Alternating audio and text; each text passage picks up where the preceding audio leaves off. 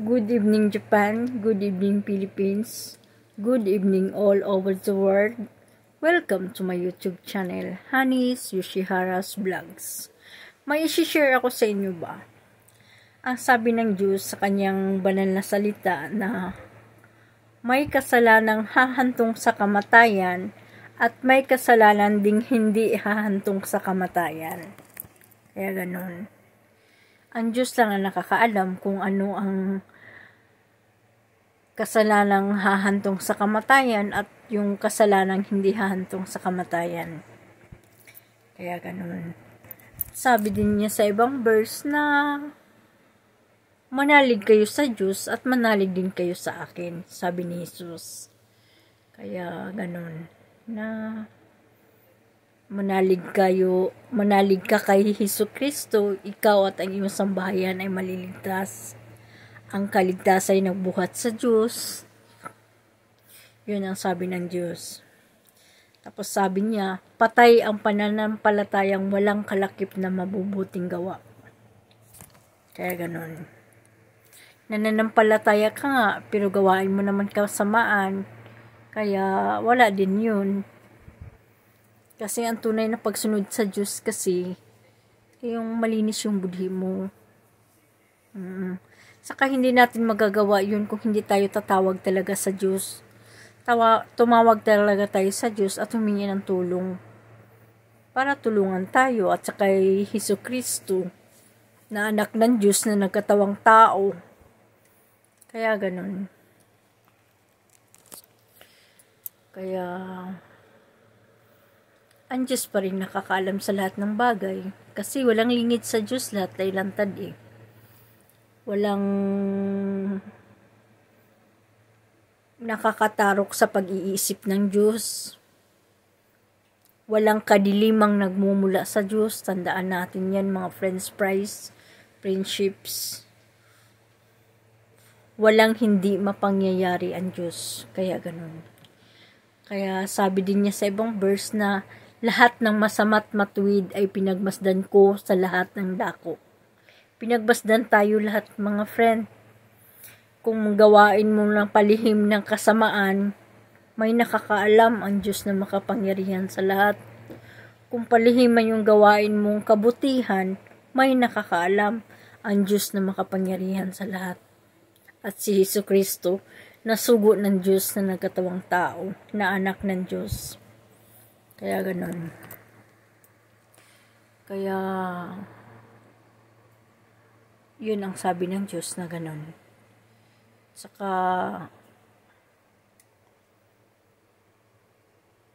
pasakop kayo sa Diyos, labanan ninyo ang dyablo at lalayuan niya kayo. Tapos sabi din niya, hindi pwedeng magpalaya si Satanas na si Satanas. Kasi sa sinaunang tao kasi, nangaral si Jesus sa mga tao, sa sinaunang tao. Tapos sinabihan siya, ano to? Sinasaniban ng demonyo. Ganun. Sabi ni Jesus na hindi pwedeng magpalaya si Satanas na si Satanas. Ang ibig sabihin niya, kung sumasa akin si Satanas, hindi ko pwedeng palayasin si Satanas na nasa akin si Satanas. Kaya ganun. Ang sagot niya na sumasa akin ang Diyos, kaya napalayas ko si Satanas. Ganun. Kaya ang Diyos makapangyarihan sa lahat, ang may alam talaga. Kaya ganun. Tsaka si Jesus, sabi ni Jesus na hindi siya nagsasalitang sariling sagalang akin lamang, kundi ang nagsugong ang aking amang nasa langit. Yun talaga palagi niya sinasabi.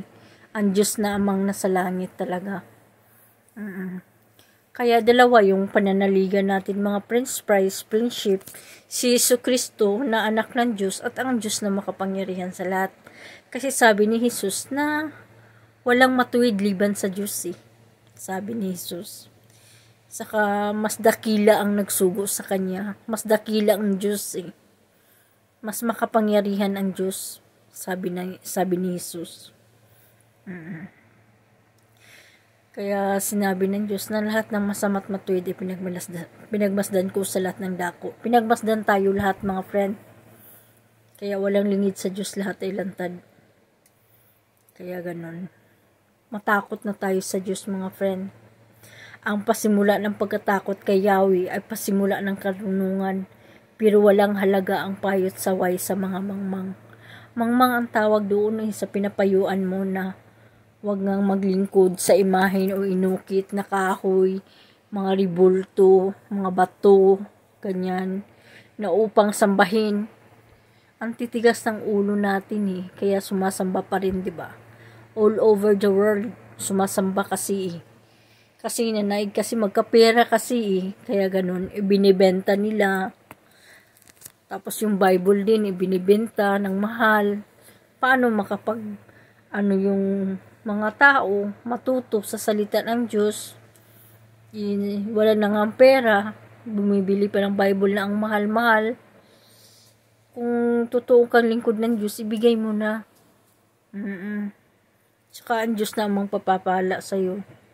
Kaya ganun. Kaya ang Diyos lang nakakaalam sa lahat. Kaya sana mayroon kayong natutunan tungkol sa salita ng Diyos, na banal ng Diyos ni Papa God. Huwag kayong mahiya mga friend, na isabuwag ang mayong balita ba. Ipangaral ang mabuting balita. Yun ang ibig sabihin sa Bisaya sa amin. Isabuwag ang mayong balita sa Diyos na makapangyarihan sa lahat. Saka na maghahari ang Diyos. Kasi pag naisabwag na yun sa lahat ng mga tao, mayroon pa kasing hindi nakakaalam Pero matagal na yung salita ni God Mayroon pang hindi nakakaalam, kaya hindi pa dumating ang Diyos Pag nasabwag na mayong balita, saka siya darating at ibubukod niyang matuwid at masama Saka ngadtungan hinarang siya sa taas, sa langit at sa lupa. Kasi sabi niya, ang lupa ay tuntunan ng aking mga paa. Kumbaga, aapakan ng Diyos ang lupa ba? Yun ang tuntunan ng kanyang mga paa. Tapos ang langit yun, kanyang katawan. Saka ganun. Saka ngadtunganhin na lang siya, akyat, pababa na lang siya sa langit. Makakasama na natin ang Diyos sa pamumuhay, mga friendships. Makasama na natin siya. Tapos siya, wala nang dilim, liwanag na lang. Kasi yun ang magliliwanag ang Diyos na makapangyarihan sa lahat. Yun na ang magliliwanag. Wala nang kadiliman. Hindi na magdidilim.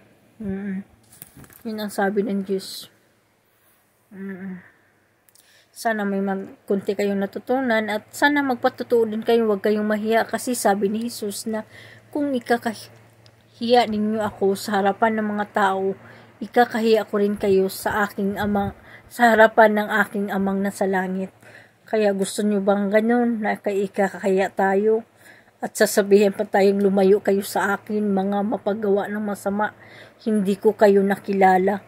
Antayin pa ba natin ganun na sasabihin ng Diyos? Matakot tayo sa Diyos, mga friend.